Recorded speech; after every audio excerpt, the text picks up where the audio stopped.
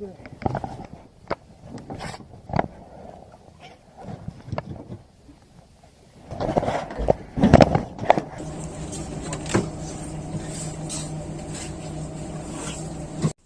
안녕하세요, 떡맨입니다. 제가 이번에 그 갑오징어 선상 낚시를 다녀왔어요. 제가 원래는 한 12월 달이나 1월 달쯤에 가고 싶었었는데 그때는 좀 낮에 일이 있어서 못 가고 이제서야 이제 시간을 내가지고 좀 늦었지만 다녀왔습니다. 제주도 갑오징어 낚시할 때 장비나 채비를 어떻게 해야 되는지, 그리고 어떤 식으로 그 장비나 채비를 운용해야만 잘 잡을 수 있는지에 대해서 좀 말씀을 드리겠습니다. 자, 첫 번째로 로드에 대해서 한번 말씀을 드려보겠습니다. 제주도 갑오징어 낚시의 가장 큰 특징은 뭐냐면 수심이 깊다라고 하는 거예요. 보통 한 80m, 100m 왔다 갔다 합니다. 그리고 제주도는 속조류가 빨라가지고 무거운 뽕돌을 쓴다라고 해도 많이 날립니다. 수심이 깊기 때문에 서해안 같은 데서 이제 갑오징어 낚시 할 때보다는 입질 파악이 더 힘들 수도 있습니다. 그래서 이 로드 같은 경우에는 깊은 수심 속에서도 안정되게 릴링을 할 수 있고, 그 다음에 입질을 파악할 수 있도록 하기 위해서 허리 힘은 강한 걸로 쓰셔야 합니다. 그 다음에 이 초리대 끝부분은 8대2냐 9대1이냐, 아니면 조금 팁이 부드럽냐, 아니면 이것처럼 완전히 빳빳하느냐, 이런 차이가 있는데, 저는 이제 허리 힘만 어느 정도 강하다라고 하면 그거는 이제 본인 성향의 차이라고 봅니다. 저는 개인적으로는 빳빳한 게 좋습니다. 자, 이제 두 번째는 릴에 대한 얘기입니다. 수심이 한 80에서 100m 이 정도 되다 보니까 일반적인 릴을 쓰면 한 번 하면 힘들어요, 솔직히. 그리고 이제 저는 요즘에는 또 약간 왼쪽 어깨가 아파가지고 좀 힘들 것 같아서 전동 릴을 준비를 해서 갔습니다. 전동 릴을 장착하고 하면 입질 파악이 좀 힘들 수도 있는데요. 저는 엄청나게 편하게 했어요. 진짜로 이렇게 낚시가 편할 줄 몰랐어요. 전동 릴을 갖고 계신 것들이 있으면 저는 제주도 갑오징어 낚시에는 전동 릴을 쓰시는 게 훨씬 더 좋다고 생각을 해요. 자, 세 번째로는 중요한 내용이 될 수 있겠는데요. 애기에 대한 내용입니다. 여기 왕눈이 애기도 있고, 그 다음에 학꽁치포 감아서 쓰는 삼봉 애기도 있고, 그 다음에 무늬오징어 잡는 일반 애기도 있어요. 요새는 물론 이제 오모리그 전용 애기라고 해서 그런 것도 나오기도 합니다. 그런 걸 통틀어서 얘를 대표로 말씀을 드리겠습니다. 이 왕눈이 애기 같은 경우에는 서해안에서 많이 쓰시죠. 그리고 워킹할 때도 많이 쓰고요. 일반적으로 이 왕눈이 애기 같은 경우에는 사람들이 이게 물속에 들어가서 예를 들어서 얘가 가지줄이 한 50cm 있다라고 하면 얘가 옆으로 갈 거라고 생각을 하시는데 아닙니다. 얘 위로 떠요. 얘 원래 뜨는 놈이잖아요. 얘 위로 뜬다고요. 예를 들어서 얘가 흘러도 이렇게 흐르는 게 아니라 위로 뜨면서 흐른단 말이에요. 위로 뜨면서. 그래서 그 제주도 같은 데에서 낚시를 하실 때는 얘를 쓸 때는 가지줄을 짧게 해서 쓰는 게 좋다라고 생각을 합니다. 그 다음에 이 삼봉애기 같은 경우에 이렇게 웨이트가 달려있죠. 그래서 슈퍼 쉘로우보다 조금 더 쉘로우일까라고 하는 그 정도로 천천히 내려갑니다. 이 삼봉애기에는 학꽁치포나 아니면 요즘엔 또 새우살을 많이 감아서 쓰신다고 하시기도 하고, 그 다음에 이제 제주도에서는 한치를 잡아가지고 한치를 잘라가지고 그걸 이제 또 달아서 하기도 하죠.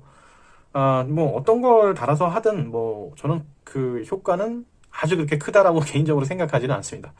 어쨌든 그거는 본인 기호 차이라고 생각을 합니다. 그리고 이제 이 왕눈이 애기하고 이 학꽁치포나 아니면 새우 같은 걸 감은 이 삼봉 애기하고 누가 더 효과가 좋냐라고 하면 차이는 조금 있을 수 있다라고 생각해요. 근데 저는 이제 다음에 말씀드릴 어떤 채비 운영이 더 크게 작용을 한다라고 생각을 합니다. 근데 차이는 아주 조금 있을 수는 있다라고 생각을 해요.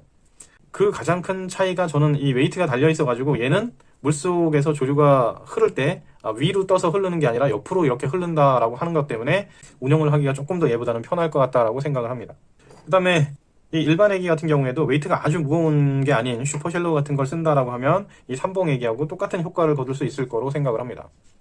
이 애기는 이 애기만 갖고 무슨 색이 좋다, 뭐가 좋다, 이런 거는 사실은 저는 차이가 있다라고 생각을 하지만 그게 크다라고 생각을 하진 않습니다. 진짜 종이 한 장 차이라고 생각을 합니다. 근데 그거보다 중요한 거는 제가 이제 다음에 말씀드릴 그 채비별로 운영을 어떻게 하느냐, 또 이제 가지줄 같은 거를 얼마를 줘서 하느냐가 제일 중요하다라고 생각을 합니다. 자, 이제 네 번째로는 채비에 대한 얘기입니다. 이 채비를 말씀드릴 때 제일 먼저 원줄에 대해서 말씀을 드릴게요. 원줄은 제 생각에는 합사 0.85도 충분하고도 남을 것 같습니다. 그 다음에 쇼크리더는 한 2.5호, 3호, 요 정도면 충분할 것 같습니다. 저는 이번에 2.5호를 다 썼었는데요. 아무런 문제가 없었어요. 물론 이제 뜰채로 떠서 갑오징어를 올렸기 때문에 드롭봉 하는 거는 안 해봤지만 수면까지 올리는 데는 2.5 아무 지장 없습니다. 자, 그리고 이제 본격적으로 채비를 말씀을 드릴 텐데요. 채비에서 중요한 거는 첫 번째가 가짓줄의 길이, 두 번째가 엉킴 방지입니다. 제가 이제 단차는 별로 중요하다고 생각하진 않아요. 제주도 갑오징어 낚시에서는. 왜냐하면 이걸 바닥에 찍어서 하는 낚시가 아니기 때문에 단차는 중요하지가 않습니다. 그건 이제 제가 조금 이따가 채비 운용에 대해서 말씀을 드릴 때 그때 다시 얘기할게요. 그래서 그 가짓줄의 길이하고 엉킴 방지를 어떻게 하느냐에 대해서 한번 말씀을 드려볼게요. 저는 이 가짓줄의 길이가 이런 왕눈이 애기 같은 경우에는 저는 한 20cm 이내로 하시라고 말씀을 드리고 싶고요. 물론 이건 개인적인 겁니다. 개인적인 거. 저하고 생각이 많이 다른 분들도 계실 거예요. 그 다음에 이 왕눈이 애기 말고 이런 삼봉 애기 같은 거, 그 다음에 일반 뭐 오모리그 애기 뭐 이런 거 같은 경우에는 가짓줄을 한 50 정도? 예, 저는 그렇게 말씀을 드리고 싶어요. 물론 이것도 개인적인 거기 때문에 가짓줄을 더 길게 하셔도 되고 좀 더 짧게 하셔도 상관없습니다. 그리고 두 번째는 엉킴 방지인데요. 이 엉킴 방지는 요새 이거 많이 쓰시더라고요. 이 십자구슬. 뭐 여기 십자구슬에 이제 가느다란 스프링 봉이 달린 것도 있고, 예, 제가 이걸 직접 하면서 한번 말씀을 드려볼게요. 제가 일단 요 십자구슬을 써서 한번 해볼게요. 자, 이렇게 생겼습니다. 이렇게. 그래서 여기다는 그냥 이렇게 줄을 달아요.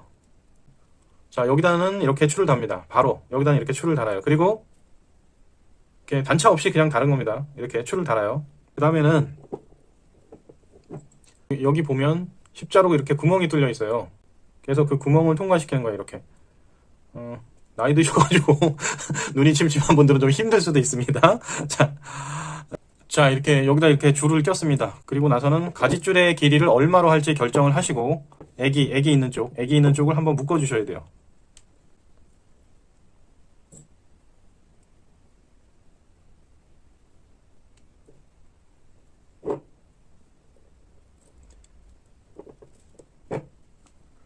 자, 그렇게 되면 얘가 여기를 통과하지 못하잖아요. 이렇게 됐습니다. 이렇게 얘가 이제 통과하지 못해요. 이거 매듭을 한번 지어주면, 이렇게 가짓줄의 길이를 결정해서 매듭을 지어줬으면, 그 다음에 여기다가 저는 이거는 그냥 팔로마 노트로 할게요. 이렇게 줄을 겹치게 한 다음에 한번 묶어줘서 꽉 묶는 게 아니라, 그 다음에 이렇게 채비를 통과시켜서 그다음에 이렇게 잡아다니면 되는 겁니다. 자, 이렇게. 자, 이렇게 됐으면 네, 정리를 해주고요. 그 다음에 이제 여기다 애기를 달아주면 됩니다. 자, 그럼 이제 줄이 이렇게 된단 말이에요. 이렇게.